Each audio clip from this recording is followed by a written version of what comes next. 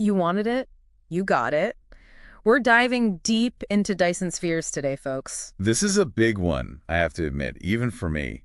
Big is an understatement. We're talking about harnessing the power of a star, a whole star. It's enough to make you wonder what a civilization could even do with that much energy, right? Exactly. So let's back up for a second. What exactly are we talking about when we say Dyson Sphere? Picture this. A structure, and I'm using the term loosely here, built around a star. The goal, capturing its energy. Okay, so not your average solar panels, I'm guessing. Not even close. Now, a lot of people think of a solid shell, like the Death Star, but way bigger, right? Right, like something straight out of science fiction. Exactly. But the original idea from physicist Freeman Dyson was a little different. He envisioned a swarm of energy collectors. Think of them like satellites, but on a scale that's almost impossible to imagine, all orbiting a star and gathering its energy. Okay, that is a lot to wrap my head around, but I have to ask, what would even drive a civilization to attempt something so mind-bogglingly huge? That's where it gets really interesting. Dyson was thinking about the energy demands of super advanced civilizations. Civilizations far beyond our own, technologically speaking. You mean like beyond just needing to power their smartphones? Way beyond. We're talking about civilizations that might need energy on a scale we can barely comprehend. Interstellar travel, manipulating space-time, who knows what else. Dyson even came up with a way to classify civilizations based on their energy use, called the Kardashev scale. Oh yeah, the Kardashev scale. Everyone loves that. It's a great way to think about how advanced a civilization could be. Exactly. In the simplest terms, it ranks civilizations based on their energy use. So, like, where would humanity fall on that scale right now? We're currently a Type I civilization, Yeah. which means we can use all the energy available on our home planet. Which, to be fair, we're not even doing that efficiently yet. Not even close. But a Type II civilization, they've graduated to harnessing the energy of their entire star. That's where the Dyson Sphere comes in. Okay, now that's just showing off. So a Dyson Sphere, that's a Type 2 on the Kardashev scale. What about Type 3? What do they get to do? They've moved on from just one measly star. A Type 3 civilization can use the energy of their entire galaxy. Their entire galaxy. Now that is a deep dive for another day because that just blows my mind. But okay, let's get back to these Dyson Spheres. If we could actually build one around our sun, how much energy are we talking about here? It's hard to even put a number that big into context. We're talking about capturing something like 10 to the power of 26 watts of energy. 10 to the 26th power. I'm going to need you to break that down for me a bit more. What does that even look like in the real world? Well, it's millions of times more energy than our planet receives from the sun every year. You could capture all of it. You could power a civilization for billions of years. Okay, I'm definitely starting to see why Dyson spheres are so fascinating. That kind of energy could solve a lot of problems, to say the least. But, and this is the big one, how do you even begin to build something like that? That's the million-dollar question, isn't it? Or maybe more like a billion-trillion-dollar question. You're definitely in the right ballpark. To be honest, even thinking about how to build a Dyson sphere is a challenge. It's like trying to explain smartphones to someone living in the Stone Age. So where do we even begin with the challenges? What are the biggest hurdles we'd need to overcome? Well, let's start with the most obvious materials. A Dyson sphere, even if we're talking about a Dyson swarm instead of a solid shell, would require an insane amount of stuff. I mean, an almost unimaginable amount. Where are we going to get that much material? Yeah, that's a good point. We're talking about more than just digging a really big mine. Way more. We'd need to potentially dismantle planets or moons just to get the raw materials. Dismantle planets. Okay, we're definitely not in Kansas anymore.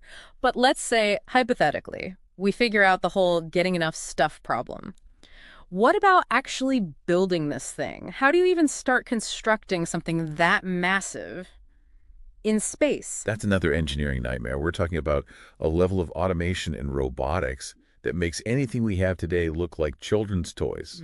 We'd probably need self-replicating robots, advanced AI stuff we haven't even dreamed of yet. And let's not forget the time scale here. I mean, we're not talking about a project that takes centuries or even millennia.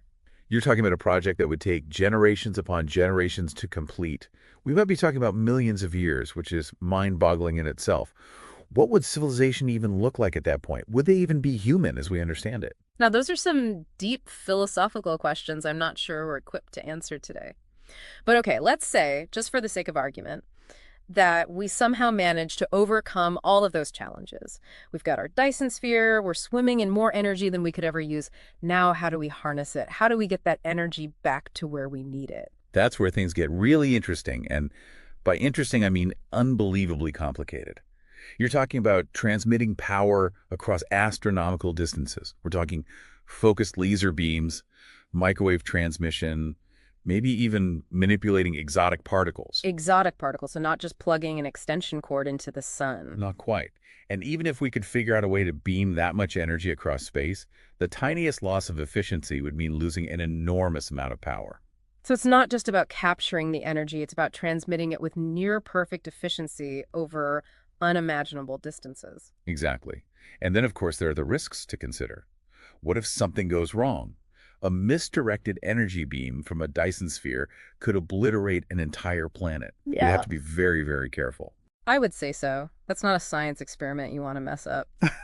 But, even if we never actually build a Dyson sphere, I think the very idea of it is fascinating and important. Yeah, It really is. It's like, even if we never get there, it makes you think about what's possible? absolutely. And it pushes us to think bigger about our place in the universe. Remember the Kardashev scale? Oh, yeah, type I, type 2, type 3 civilizations. Right. Building a Dyson sphere, even a small one, arguably put us in type 2 territory. That level of technological advancement, it's almost impossible to imagine what that would look like. It's like, would we even recognize a civilization that far ahead of us? Would they even still be human in any way we understand it? Now, those are some truly big questions. And honestly, probably not something we can answer today, at least not definitively. Fair enough. But it does make you think, right? I mean, if we're sitting here pondering the possibility of Dyson spheres, Who's to say we're the only ones? exactly what if there are other civilizations out there? Ones that are maybe even millions of years ahead of us. Ones that have already built Dyson spheres. And if that's true, could we even detect them? That's a question scientists have actually been grappling with for years. I had no idea. How would you even begin to look for something like that? Well, think about it. A Dyson sphere, no matter how you build it, is going to capture an enormous amount of energy, right? What enough to power like a whole civilization for billions of years or something Right. crazy like that. Exactly. And that energy has to go somewhere. Even with incredibly efficient technology, some of it is going to be radiated away as heat. So like a giant heat signature. Exactly. And not just any heat signature. We're talking about a very specific infrared signature that would be extremely difficult to produce naturally. It's like a beacon that screams, hey, something really advanced is going on here. So we could potentially find alien civilizations not by listening for radio signals, but by looking for their giant star-powered space stations. You got it. It's an idea that's been around for a while, and some astronomers are actively searching for these kinds of infrared signatures. Wow, that is seriously cool. What do you think it would mean for humanity if we actually found evidence of a Dyson sphere? It would be huge. For one, it would mean we're not alone, which, let's be honest, most of us probably assume. But actually having proof would be a game changer. It would also mean that we're not the be-all, end-all of intelligence and technology in the universe. That there are things out there, ways of being and doing, that are so far beyond our current understanding that we can barely even comprehend them. Exactly. And who knows what kind of inspiration or knowledge we might gain from that. I love that thought. Even if we never build a Dyson sphere ourselves, just knowing that it's possible could change everything. And that, I think, is a perfect place to leave it for today, folks. We've journeyed to the edge of imagination and back again, all thanks to the mind-blowing concept of the Dyson sphere. Keep looking up at the stars and never stop asking, what if? Until next time, this is your host, signing off.